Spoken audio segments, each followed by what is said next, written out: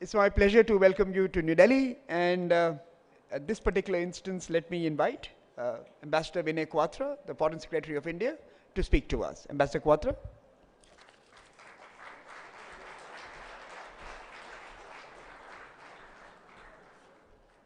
Thank you very much, Samir. Before I was just walking up to the stage, Samir asked me if I was ready. I said, I'll never be ready, but I'm always ready. You make your choice when you want to call me up. Thanks very much, Samir.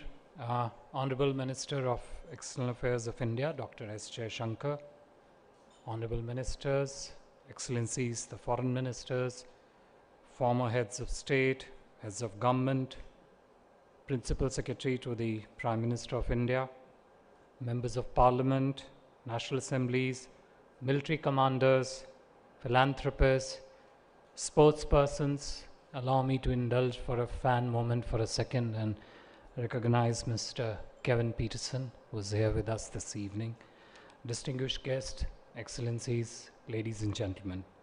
Namaste, good evening, Swagatam. A very warm welcome to all of you at this 8th Raisina Dialogue. It is indeed a pleasure to be able to return to the in-person format of the dialogue this year. That we feel collective gratitude for being able to do so, and that we can no longer take it for granted is a telling sign of the times we live in. As Samir said in his remarks just a short while ago, it has already been a very long decade. Throughout this 8th session, our eminent speakers and participants would unpack the contemporary context and share their insights on what lies ahead of us. We are honored to have their distinguished and distinct voices to reflect on the provocative, uncertain, and turbulent global landscape that we are all navigating. The evolutionary journey of the Raisina dialogue over the last 8 years has mirrored the evolution of the global landscape itself. And here is one perspective, an interesting perspective, and I quote, "The Raisina dialogue has evolved from a conference focusing on India's role in global affairs to a prominent platform for dialogue on global issues. Over the last 8 years, it has expanded in scope to include a wide range of issues, grown in scale with participation from over 60 countries, and become more inclusive by engaging young people and women in discussions. The conference reflects India's growing role in the international community and is an important forum for exchange of ideas on key global issues such as cybersecurity, counterterrorism, climate change, and technology." I unquote. But why did I say what I said as in quote unquotes? I said this because this description of Raisina dialogue is not mine. The intellectual property rights of this perspective belongs to ChatGPT, which in my view is much more than what Mr. Joshi said earlier on during the evening, a self-learning algorithm. This is much, much more than that. Generative artificial intelligence tools and other modern technologies, such as ChatGPT, can both guide as well as mislead. Are they provocative? Yes. Are they uncertain? Double yes. Will they cause turbulence? Triple yes. But this provocation, uncertainty, turbulence of the existing or yet to emerge likes of the ChatGPT is of a kind that in my view is exciting, exhilarating, and stimulating. Is it Black Swan? Is it Tempest? Is it Lighthouse in the Tempest? Could be either of them, could be all of them. But even outside the field of technology, we inhabit a global landscape that seems increasingly fraught with provocations, uncertainty, and turbulence of another kind. The 8th Raisina dialogue takes place against this backdrop. Excellencies, we inhabit a world where provocative gray zone tactics determine the shape and substance of our response matrix, where the conflict infused supply chain disruptions, economic distortions, the resultant curve of inflation, the rising curve of inflation, I should say, and multiple economic insecurities of food, fuel, and fertilizer force us to redefine uncertainty. Where ever intensifying contestation of global commons, unabated threat of terrorism, rapid shifts in technology, and I just outline only one, with split views on its access and governance, combined with continuing inability and dysfunctionality of the weakened global institutions, reduces space for dialogue and diplomacy, inflates fragilities, and breeds multi-domain turbulence, where despite deepening challenges of environmental degradation, growing perils of climate change, and increasing frequency of damaging natural disasters, we still refuse to adopt sustainable lifestyles. However, there are reasons for optimism. India, we believe, is uniquely positioned to embody and even invoke this optimism and channelize this hope for a future that we are determined to reach. Besides being, as the Honorable Prime Minister of India has often articulated, the mother of democracy, India is one, a networked nation both internally and externally, and an anchor of stability for global economy. 2, our economic rise represents a regional and global opportunity of tremendous significance. 3, we are a force of good, a believer in harmony, and of course, an engine of growth. We are also a credible voice of reason and moderation. Our actions at home and abroad reflect a deep sense of international responsibility. As an important member of the Global South, we seek to channelize his voice, his concerns, his interest, and his priorities. But we also aim to make them partners, indeed beneficiaries, of our developmental experiences by sharing India's sustainable developmental templates. The future of globalization project is fundamentally linked to India's own modernization and progress. India's engagement with the world reverberates its civilizational principles of pluralism, inclusivity, openness, democracy, and respect for nature. Our culture teaches us to care and share.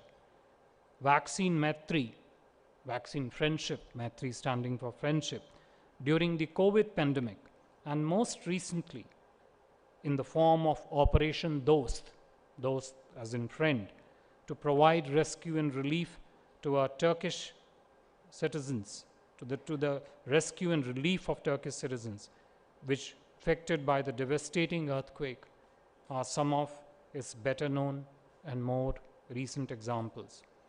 This is also the spirit we wish to evoke during our presidency of the G20, which comes at a time of unprecedented global challenges, some of which I outlined earlier on.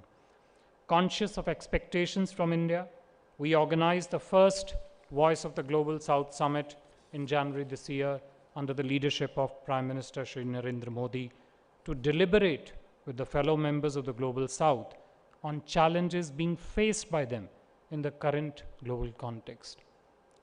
125 countries out of 135 invited participated, which for us was unprecedented, but at the same time, it was also fruitful in allowing us to get the better sense of the pulse of the developing world. Our endeavor since then has been to incorporate those learnings into the G20 process. This is in many ways reflected in the manner in which we have articulated India's priorities during our G20 presidency. In conclusion, Excellencies, I would say that the multifaceted and global brand, the Raisina Dialogue, encourages its participants to be bold in their thoughts and brave in their intent. This is what I hope would be the flavor of not just tonight's discussion, but indeed also of the next 100+ sessions over the next couple of days. With these words, let me once again welcome all the distinguished participants, Excellencies, to Raisina Dialogue, 8th edition of Raisina Dialogue 23, and hand over the floor and the mic to Dr. Sameer Saran to begin the next session. Thank you very much.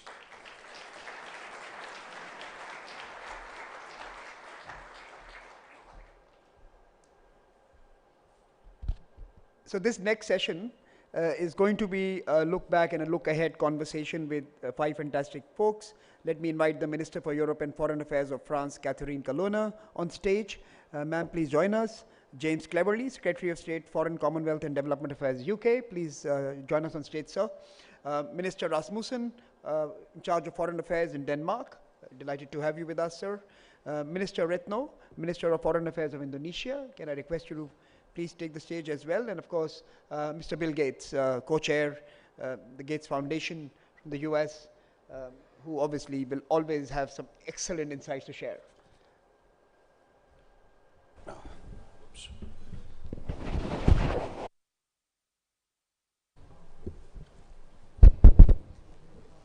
Like the Foreign Secretary mandated, we have to be bold and in some sense provocative in both our questions and our responses. Let me first start with Minister Retno. Ma'am, congratulations on a fantastic G20 presidency, the best that we could have hoped for and achieved, and it was clearly something that you had invested a lot into, so well done. You now take over the chairmanship of ASEAN. First, give us some tips as India leads the G20 this year. Give us some tips on how to navigate the storm. But more importantly, what would you bring into the ASEAN chairmanship? And there are some issues there as well. For example, Myanmar. How does Indonesia see its chairmanship, and what are your approach to this particular year going to be? Well, thank you very much, Samir. Last night, I didn't sleep. Tonight, I might not sleep again because I will be on the plane to Tokyo. And I started my intermittent fasting since 2 o'clock, this 2 o'clock. So my apology if I don't think sharp. So, well, thank you very much first of the word of appreciation to the presidency of Indonesia in the G20. But I have to convey at the same time my appreciation to all G20 members for the support. And I'm sure that India will be able to do it and maybe will do it better. So how can Indonesia make it? Because for me, if you ask me, well, it is like a mission impossible. The perfect storm, but we are able to make it. So from that, then what I can say is that the G20 under the presidency of Indonesia create a new hope. If we are united, if we want to give the cooperation and collaboration, then together we will be able to make it. So sometimes in our world, the terms cooperation, collaboration is very simple. But when it comes to the implementation, the deed, that is not easy. That is not easy at all. So I will try to bring this hope to the chairmanship of Indonesia in ASEAN. The challenge remains the same. External, internal, you mentioned about Myanmar. But again, collaboration, cooperation, inclusiveness, I think, are keys to make the chairmanship of Indonesia success. Ma'am, can I also point you towards the Indo-Pacific? Again, it has competing forces, competing interests, tensions, and perhaps borderline conflicts as in many ways ensuing at this very moment. How does ASEAN respond to this new development in its waters? Mm-hmm. Well, you like it or not, if you look at the ASEAN, in the last 50 years, we are able to be the motor of maintaining peace, stability, and prosperity in Southeast Asia. If you talk about ASEAN, then there's also, is always there, the story of the economic growth, for example. This year, the projection of ASEAN growth is 4.7 compared to the world growth. Why the growth is there? Because we are able to maintain peace, stability in Southeast Asia. But we want to inject this role, the spirit of cooperation, the spirit of inclusiveness in the Indo-Pacific, in the largest region in the Indo-Pacific. So that's why a couple of years ago, ASEAN issued the ASEAN Outlook on the Indo-Pacific. And what we want to do now, under the chairmanship of Indonesia, is to implement the ASEAN Outlook on the Indo-Pacific, because the ASEAN Outlook on the Indo-Pacific is the inclusiveness, plus we want to focus on the cooperation, concrete cooperation, collaboration. Because, I mean, sometimes when we talk about the Indo-Pacific, we focus more on the security issues. We said that security issues is very important, but at the same time, for the developing countries, development, economic cooperation is also equally important. I'm going to come back to you with a few more questions in a bit. Let me now turn to Europe. Perhaps let me turn to Minister Rasmussen. We heard about ASEAN, collaborate, cooperate, partner, create stability. What's going on in Europe? How is Europe doing in that particular aspect? Why is the continent aflame again? Why is no one talking peace and pathways to end this conflict?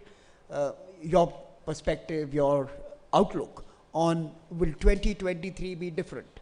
Can the rest of the world see a calmer Europe again? That's quite a question, isn't it? But perhaps some element of an answer. I mean, I represent a very small country, Denmark, only 6 million people. We are doing pretty good, honestly. It hasn't been the case for many years. Actually, if you compare with the history of mankind, it's probably only the last, well, I would say 200 years, we have been in the top ranking, better than many other countries.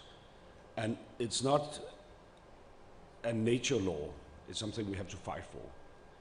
The reason why we have done so extremely well is the fact that we have been in interaction with the rest of the world. Through open trade, for instance. Since I was born, you know, the world have only become better and better and better in terms of life expectancy, mortality rates, etc., etc. And we took all that for granted, especially since '89. And now things have changed. My good colleague here decided to leave the European Union. Fortunately now we have an agreement. So all the disadvantages probably will be limited, but still we have this war, this justified war in Ukraine.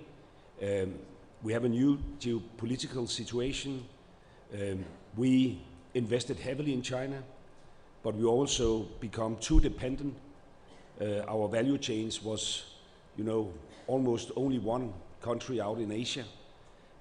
And we are now facing a new situation where we have to deal with all these challenges. And I think in Europe we have managed to do so because we have been used to dealing with just one crisis at a time. The financial crisis, the migration crisis, etc. But now we have, you know, a complexity of many crises at the same time. I decide to stay optimistic. If we learn from the past and avoid to rewrite history. What I fear, representing a small country, is that if the different regions in the world respond to this as they do by having a more strategic approach to trade and cooperation, there could be a risk that we will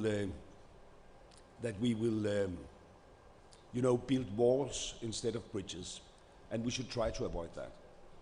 So, I mean, I would advocate that in Europe we have to pull ourselves together. We have to enhance the single market. We have to become more strategical independence of certain specific countries, but we shouldn't end up in a situation where we have enough in ourselves. That's why, for instance, I'm a big fan of a free trade agreement with India, just to mention an example. That's why we in Denmark have established a very special relationship with India, a strategic green partnership. That's actually why I'm in India right now. Had a fruitful meeting with the Minister of Foreign Affairs just a few days ago, and we are going to intensify this. So, I mean, I have decided to stay optimistic, even though I can see that we, for the first time in my lifetime, have some kind of backslash in all the things we have achieved since I was born. Minister Kalona, may I turn to you on this particular point as well? What are the consequences of the war for Europe? The power shifts, new centers of drivers that are now deciding politics of that region. What is the consequence for the Indo-Pacific and the challenges in that part of the region, and of course the consequences for other parts of the world? Sitting in Paris, how do you see this unfolding, and what are the implications of letting this prolong? Thank you. Another light subject for our dinner, I see. But we did not ask for that situation. Certainly not. Let me stress one important point. It is not a European conflict. It is a war. It is an open war. It is an aggression by one country, let's name it Russia, on another country, an independent country, Ukraine. So attacking a country to seize part of its territory, or even denying the right of existence of this country, is not a conflict between two nations. It is an aggression, and let's put it straight, because it's important to keep that in mind when we address the issue. Second, yes, there are consequences for Europe, but I would like to stress even more that there are consequences for all of us in the room, because by doing so, by attacking without any justification or provocation or any reason whatsoever an independent country, Russia is challenging, if not attacking, the core of the UN Charter, the principles that make our international community live relatively in peace and stability. And if one country can do it and be rewarded for that or go away with it, another country will learn that lesson and it will happen somewhere else. And this is a message for everybody. It's not so much about Europe, it is really about what is at stake, being peace and stability, being the architecture that maintains a relative world order. Now, to be more precise on your question, I think it does affect the need that we have to find better ways of cooperating together. You named the Indo-Pacific, it is not new, but we've been facing new developments there. This one calls for further cooperation between our nations because we face the same challenges. We all, facing higher prices, inflation, food insecurity on the rise, poverty on the rise in so many regions of the world. This is a call for greater cooperation, not for competition.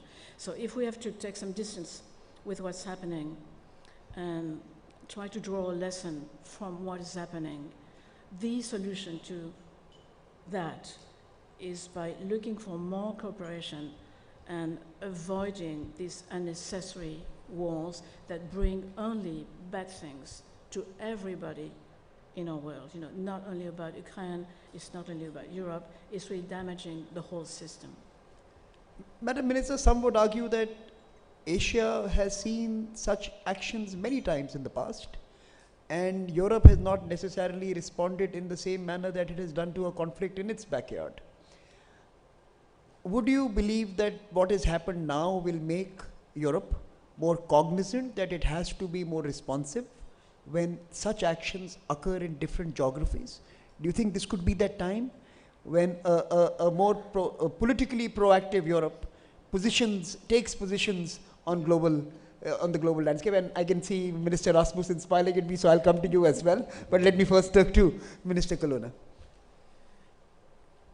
Well, Europe didn't wait for Russia attacking Ukraine to try to build a more powerful Europe and more, strategically sovereign Europe is the key word for France. Not everybody likes it, I know. We're going to ask James what he thinks about it, having left, unfortunately, the EU. But yes, we're building a stronger Europe, and what do? We achieve what Reto said, that ASEAN is achieving or trying to achieve or pursuing for the region, peace and stability. Peace and stability has been there in Europe for more than 3 generations. It is not a given. It is not a given for our history, and it's not a given considering what we see in Ukraine today. But yes, we have to do more. We have to care more for other parts of the world. We have to share more on knowledge, skills, and money. You know, we have to, again and again, I repeat, look for means of cooperation. What we do in India, for example, let's take one example, with the Solar Alliance. It may look vague, but it is directly benefiting already several African countries. So the key is in cooperation. And you need a stable Europe if you want to achieve the goal of Europe being not only at peace, but capable to reach out to other regions of the world. Minister Rasmussen, I'm going to come to you in a bit. Just hold your thought. I'll come to you on Europe again because I know that that's going to be one of the main conversations this evening. But let me turn to Mr. Gates and to Secretary Cleverly. I also used ChatGPT today, sir. I said I am going to be engaging with Mr. Bill Gates on a panel. What should be the question I should ask him? ChatGPT said, don't ask him to make a prediction. They likely come true. So I am not going to ask you what is it that scares you about the decade ahead. What are the key challenges that we are confronted with that keeps you up at night? But you can answer it. Yeah, I mean, I'm very lucky that a lot of my work involves innovative new things that can help us solve very tough problems. Until the start of the pandemic, the world had cut the number of children who die every year from over 10 million a year to under 5 million a year. So we were on track to make the SDGs. And there's continuing innovations in malaria, TB, nutrition that will allow us to cut that number in half again. The pandemic was a huge delay to all those things, including specific efforts like polio eradication. The Ukraine war is another horrific interruption to the world's progress. Europe is by far, as a group, the most generous donor for all these SDG issues, and yet the strains of the Ukraine war are going to mean those countries are having more difficulties, and at least as long as that war goes on, they'll get less help. Now, in innovation, I mentioned health innovation. A lot of that in terms of making low-cost vaccines is here in India. There's incredible innovation in digital financial systems. One of the SDG goals that will be achieved is getting people in general and women specifically bank accounts. So that's very hopeful, and India's using this G20 to highlight their example and show that they're willing to help other countries with that. So that's fantastic. And then, you know, the only reason I'm optimistic about climate challenge is because of innovation. The AI innovation, like many, brings with it challenges, but it's overwhelmingly a positive thing. You know, applying the new AI capabilities, which has even gone beyond what you're seeing with ChatGPT, the rate of innovation will be very quickly. The two areas that our foundation is focused on are health and education. You know, in no sense, even in rich countries, do you have enough health workers. The overloads post-pandemic are quite severe. And so we can make doctors, nurses, you know, all the administrative parts of that far more efficient. In poor countries, most people don't have access to a doctor at all. So health is one vertical and education is the other, where giving kids a tutor that works at their level and understands their motivation is very, very exciting. So a lot of the things that come up near term, like the pandemic and the war, are super negative, and I totally agree with everything that's been said about that. But we have to blend in, okay, at the same time there is innovation. And, you know, thank goodness, because otherwise you never would do things like meet climate goals or help the low-income countries achieve the growth that they deserve and overcome the impediments they have, which in some cases are diseases like malaria. So, you know, it's kind of an upbeat element that is part of the overall equation. So right now you don't see something that we should really be worried about. For example, the challenge of energy transitions at scale. Well, we should always worry that, you know, somebody's going to use nuclear weapons. We should worry about bioterrorism. There's a few things. War is something that can set you back so quickly. It's mind-blowing. And, you know, this war will be, in terms of overall effect, eventually as big or worse than the pandemic because of the effects that people have talked about: food, energy, fertilizer, you know, and all those things affect nutrition, which affect health, which affect stability. So it's very, very bad. I'm hopeful that the war will come to an end. I'm not an expert like the other people on the panel about that issue, but I do know that we were making immense progress in improving the human condition. And even in the face of climate change, I still believe That we will do that. Climate deserves a particular focus. In 2015, when the Paris Accords were signed, Prime Minister Modi was there, and he was kind of a key voice in a side event that he named Mission Innovation that said, let's really make a commitment to drive innovation. And in the 8 years since then, a lot of new ideas that make it possible to avoid emissions without paying an extra price. So what I call the green premium, there's a lot of promise there in that innovation pipeline. People are just beginning to see that because 8 years ago it was only starting. So even that, I believe we'll be able to deal with. And what are the exciting technologies that you are counting on in the days ahead, for especially climate response, to focus it? Well, you know, things in health, like there's new drugs for obesity, we're deepening our understanding of how to get rid of malnutrition. Those are gigantic things. We'll have vaccines even for HIV and TB.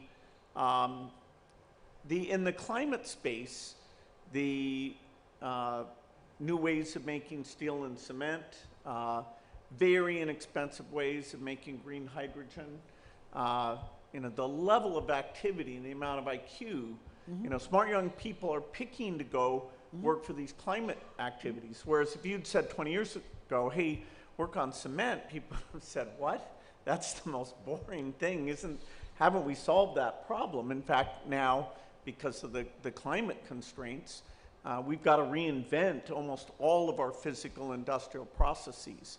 So I see, you know, whether it's food or buildings or, you know, planes, there are startups starting to work with governments and big companies that can address all those areas of emissions. Secretary, cleverly, on the climate issue, UK has taken leadership role, especially COP26 and thereafter. Some in the rest of the world would believe that COPs these days are cop-outs, and we come out with fancy promises with little intention to implement those. How do we unlock and unleash more capital for the developing world, which is the frontline region for responding to climate change, because the future emissions are going to come from those countries?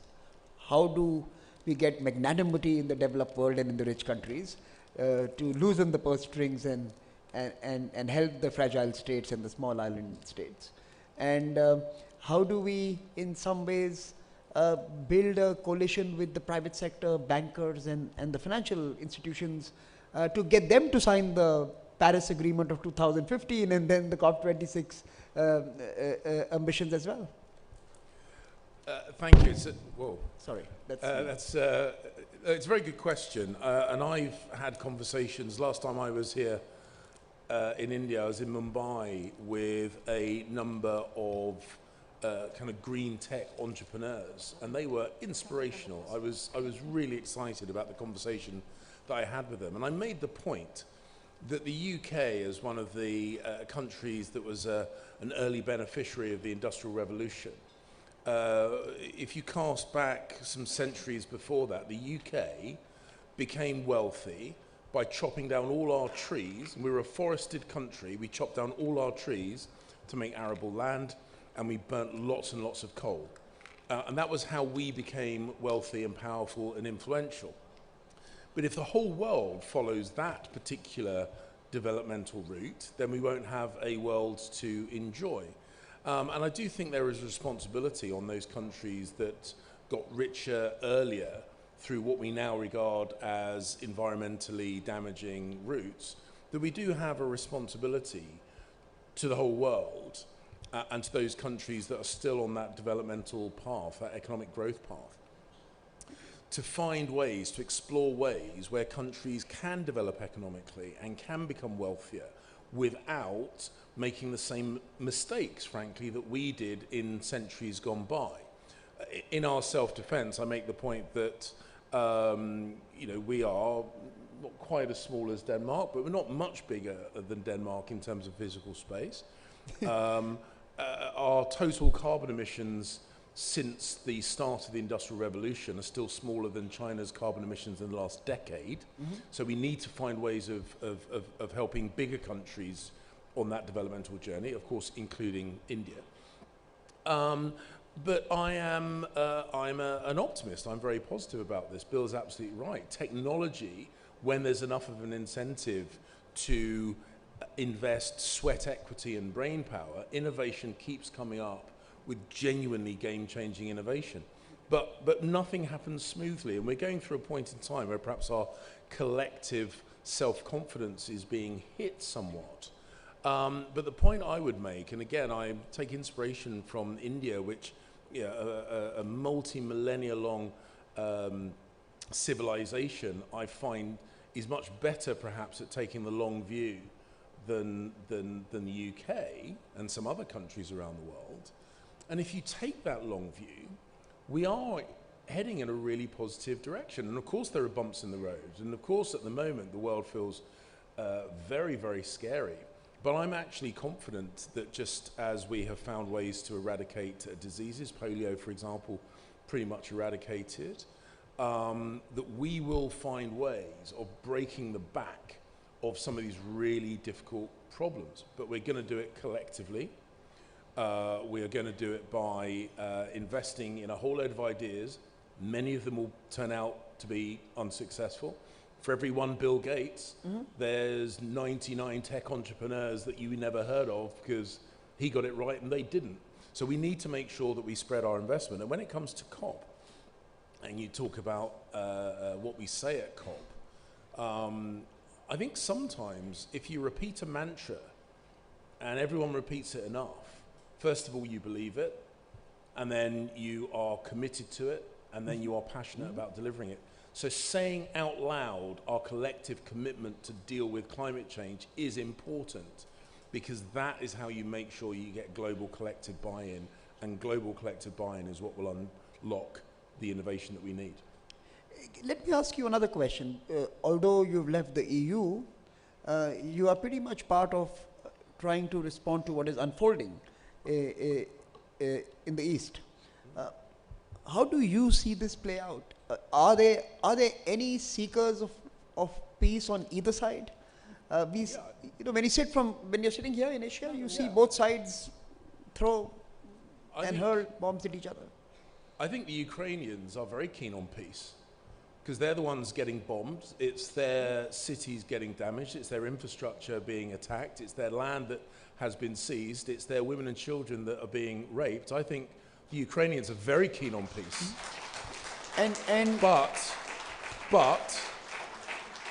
But the point I would make is that in our recent relationship, relationships with Russia, and our response to expansionist activities that we saw previously in Georgia, in Moldova, in other places, we've tried to limit those expansions through non-military means. And what we saw on the 24th of February last year was a full-scale armored invasion by Russia into Ukraine.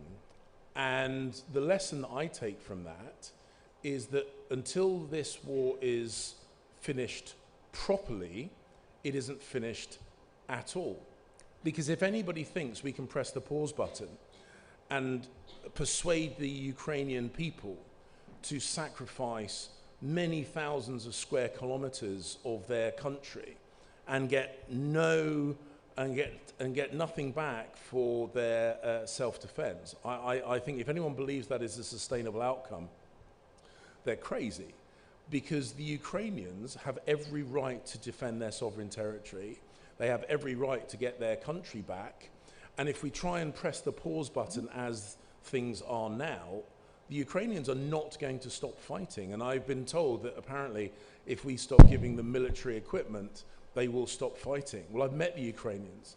And if they have to rely on sticks and stones and petrol bombs, they'll fight with that. But the point is, they are not going to stop fighting until they get their country back.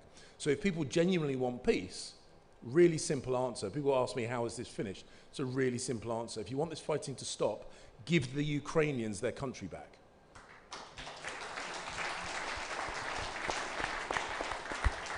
The last round of questions,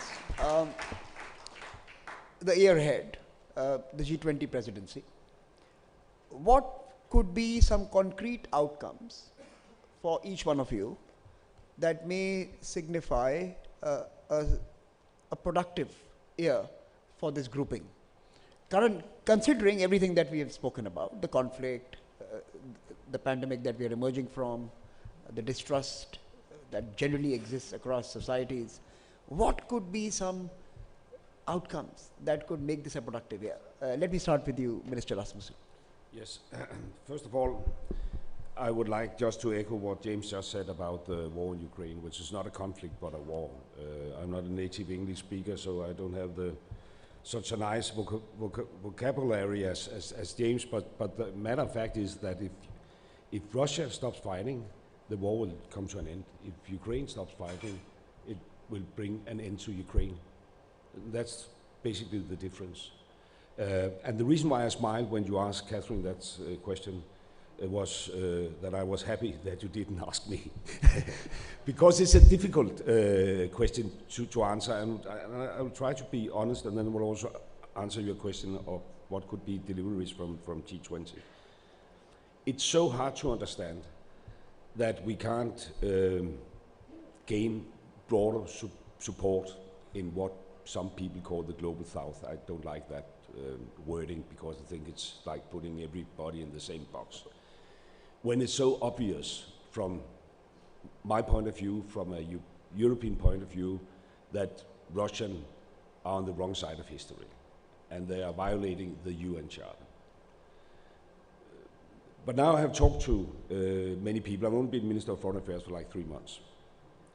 from different countries around the world who believe in the UN Charter, but still at the same time do not vote in favor of Ukraine as late as last week. And I think it must lead to some kind of self-reflection among European countries. Because, and they're not completely wrong, there is an element of double standards, you know. They are looking at us, we are mobilizing funding for Ukraine very fast. It is in our backyard, but we do not necessarily deliver on all our promises from COP to COP to COP to COP meetings, just to give an example. And you, at least if you study history, you will see other wars where we haven't interfered sufficiently during, through the UN institutions. So I think I'm on the right side of history, but we should also learn from history, and we should step up. We should engage more with the rest of the world. And one area of particular interest is the need to reform the multilateral development banks. You also asked that question, how can we mobilize private capital? And I think that could be a delivery from G20, and I think India could play a crucial role in that regard. And I think countries as my own, I mean, we meet our ODA targets. We are among only 5 countries in the world living up to the UN targets, 0.7 GDP to ODA. We should participate in that, and we are willing to do so. I mean, we are not a big country, but I think we have a history which could allow us to engage in discussions in that area. I had the honor to chair the UN General Assembly when we adopted the SDG, and we used that in Denmark to establish an SDG fund with our pension funds. It could be some kind of, even though it's small, it could be an example to follow. So if I should have just one wish for the Indian G20 presidency, it should be, look at that. How could we improve the international financial architecture, so to speak? Can I turn to you, Minister Retno, your thoughts on what could be a productive G20 year, outcomes in November that would be useful for us as a global community? Yeah, well, let me start by picking up what James mentioned about the importance of respecting territorial integrity, sovereignty, so that is the values and the principle that we uphold. So what Indonesia hope is that we uphold it consistently, because during the second session of our meeting in the G20, I was so surprised because we are talking about the principle, we are talking about the human rights, humanitarian situation. At the opening of the Human Rights Council in Geneva, just a couple days ago, on the opening, none of the speakers mentioned about the Palestine. So upholding that principle consistently is very important, and Indonesia will try to do our best to uphold it consistently. Now, let me bring your question back to what will Indonesia do this year for ASEAN. First, what we want to do is to make ASEAN remains relevant and important. So we need to strengthen the capacity of ASEAN. We need to maintain the centrality of ASEAN, which is not easy because we are 10. Because if we fail to maintain the centrality of ASEAN, then I'm not quite sure whether we will be able to maintain the unity and then the centrality of ASEAN. Once ASEAN fails to maintain the centrality, you can imagine, Samir, we are in the middle of the Indo-Pacific, there are so many players and we are not united. Then that will be difficult for ASEAN to play the role as the motor of peace and stability in the region. So that is one pillar. The second pillar I mentioned to you, we try to do our best to keep Southeast Asia as the epicentrum of growth. Because again, the story of ASEAN always relate to the economic growth, and we want to make it, to continue to make the Southeast Asia as the epicentrum of growth. And the third pillar of the Indonesia chairmanship focus, again, I have to mention the implementation of the ASEAN outlook on the Indo-Pacific. And colleagues in Europe, the US, Japan, we have all the policy of the Indo-Pacific, and we are ready. We are ready to cooperate, to synergize the Indo-Pacific concept that we have. So inclusiveness will be there. And again, when you talk to the global South countries, then don't forget to always mention about the concrete cooperation. Okay, great. Let me turn to Minister Colonna first, and then I'll come to you, Cleverly, and I'll have Bill have the final word at this panel, giving us his outlook on a successful G20, or what a successful G20 may look like at the end of this year. So let me first turn to you, Minister Colonna. I think the G20, by its composition and diversity, must deliver two messages.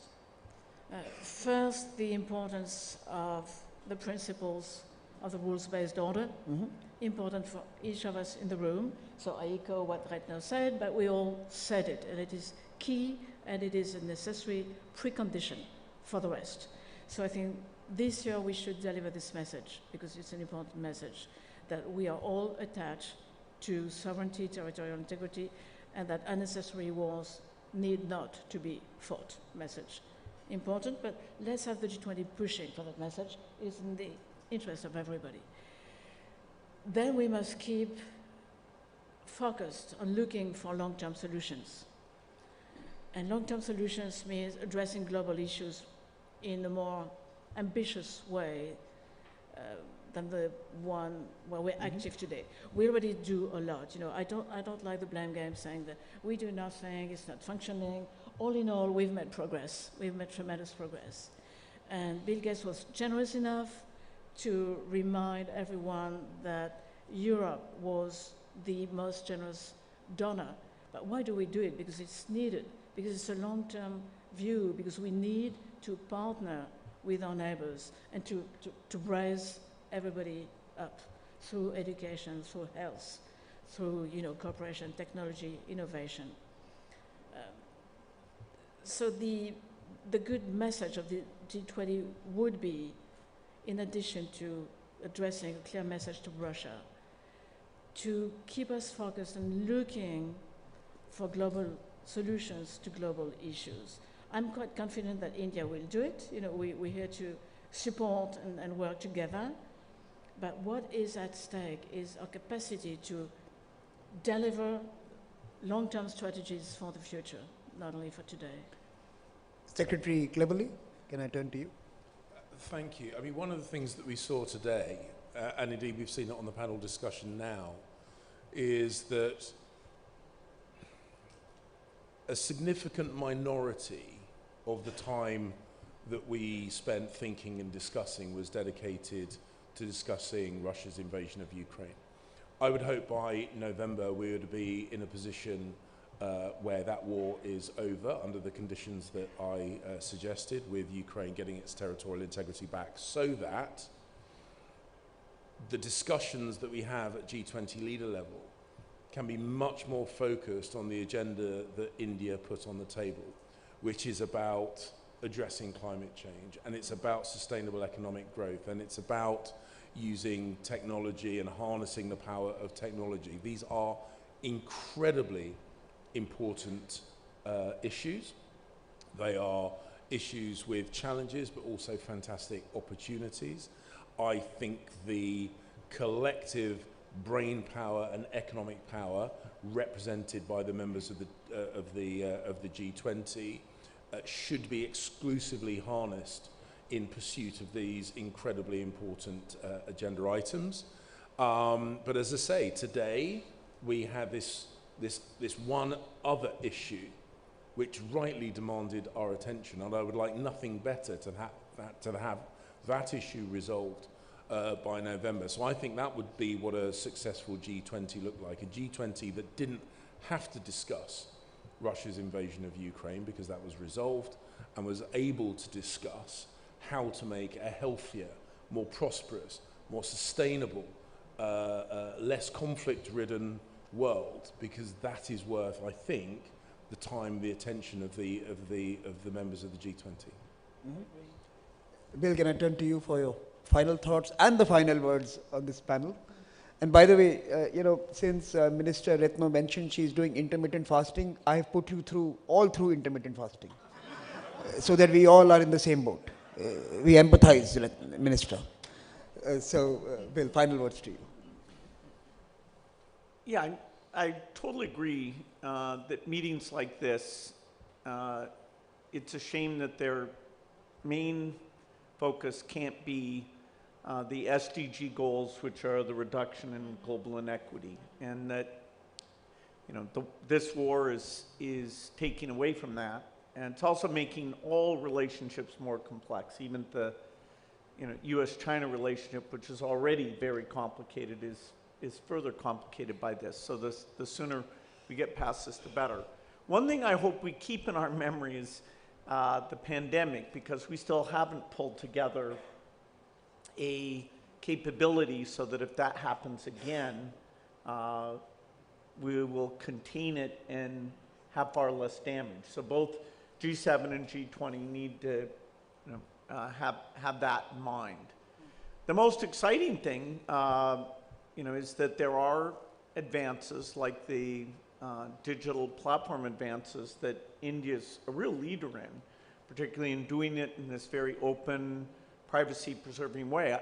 I would suggest that we'll get somewhere between 10 and 20 countries to adopt those technologies to the benefit of their citizens, and that will create a lot of very positive momentum.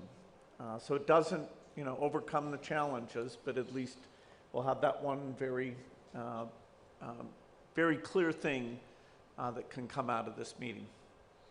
So largely modest optimism, some silver linings, and to all of those who are in other parts of the world, try finding your own solutions.